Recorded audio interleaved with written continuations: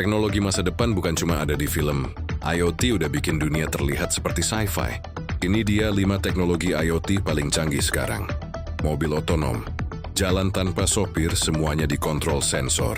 Smart home, lampu, AC, dan kulkas ngobrol otomatis. Wearable health tech, jam tangan pintar cek detak jantung real time. Smart logistics, paket kamu dilacak live bahkan suhu dan kelembabannya. Smart City, dari lampu jalan, transportasi, sampai CCTV semua terhubung. Dan ini baru permulaan. Bayangin 5 tahun lagi, dunia kita bakal 100 kali lebih canggih. Siap nggak siap, IoT adalah masa depan kita.